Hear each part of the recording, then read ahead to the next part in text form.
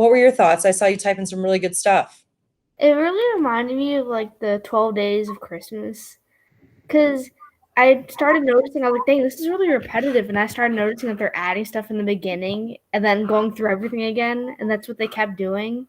And I was like, that really does remind me of it. But it made me really confused of why they started taking off their clothes because they went from like a white outstanding contrast shirt and then they put it to a dull gray. And I was like, I can't really see them anymore. They're blending with the black background. And I was like, did they Interesting. mean to do that, or are they like just mess up with coloring? You know? Yeah, girl, you're speaking my language right now. It is important to notice, and it's the one of those things of what does that do to the audience's eye? Because so much of dance ends up being how we light the dancers, and costuming is kind of everything for that. Was there meaning behind um, black and white contrast with just the very stark white lighting? There's no gobos, it's just like high you're exposed, and then high you're exposed more because you're taking clothes off.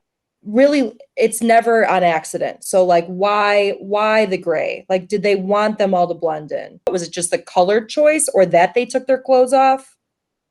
Both, because since it's such like a long repetitive dance, I don't Mm-hmm. know if that would be the best choice because you're already starting to lose my focus from everything repeating so much and so fast because I can't remember what they're doing other than like a couple outstanding like dance cues, like the guy falling, the guy going on the chair, or the back bend and stuff like that.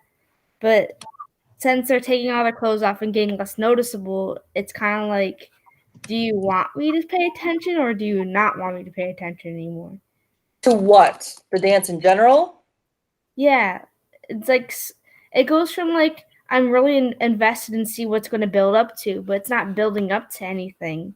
So then I get kind of lost because I'm like, I know I have to keep watching this, but then I look and I'm like, there's still like a good 5 minutes left, and it's kind of slowly losing my attention. I And then when gotcha. they took off their clothes, it's like I can't see you guys much anymore. I So see. Interesting. Awesome thoughts. I would say the overall structure of this piece is something in the elements of choreography called an add-on. Sort of. I guess add-on is really what you see in like I'm trying to be hip like the kids right now. Like TikTok, if you have more than one person going, someone does part of the move, then the next person picks up where they left off. That's more of an add-on. This is um repetitive, and it adds more to each piece of the story, and there's a reason for the repetitiveness, but there's a good discussion to be have about when is repetition effective, when is repetition just and I think you didn't say this, but you said in this in a way of like the audience's eyes get tired. Like there were those things, and we call them motifs, that the motifs that you picked out were ones that I'm sure most audience members would see. The throwing themselves back, dude jumping up in the chair, which Leslie mentioned too, and the dude falling. Like those are the things that kind of tied us all back together. So maybe that's what they wanted us to notice, or really just those things, and the other stuff is just in it. yeah, because even with the guy that fell like on the floor constantly, he Yeah. wouldn't even take off any of his clothes, but he would do the action of taking off his clothes, like the shoe throw. He would sit in the chair. Once the people got up to throw their shoes, he'd pretend he's throwing his shoes too.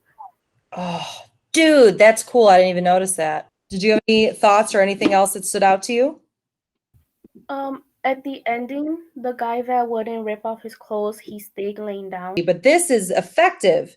And it's that sense of, I'm not just connecting to the audience. It's like, I want you to pay attention. I'm staring you in the eye. You're hoping this is one of the coolest things about dancing in front of people. And we're going to be able to literally like record you looking right into a camera.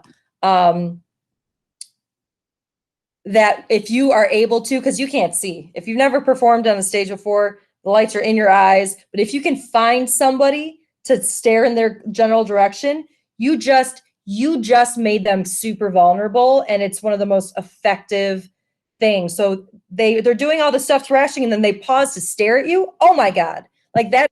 I've done that plenty of times. I've Oh yeah, made people cry. Yeah. I know you have. I'm proud of you. She's made someone cry. It was awesome. Not in a beautiful. No, like, and I'm terrified. Yeah. She was terrifying. She got a little girl to cry. It was amazing. What that story made me think of. Sure. So I've been working in like an office for 3 years, different offices throughout 3 years. And what I kind of got from that dance alone was the repetitiveness of everyday life and Like the how 9 to you 5. blend into a crowd so easily that you can't stand out. And the more you do, so like throughout the dance, they kept adding on, but the more you do, the more stressed you become. That's why I thought that they were taking off their clothes, the more, flustered and aggravated they are with themselves and the people around them.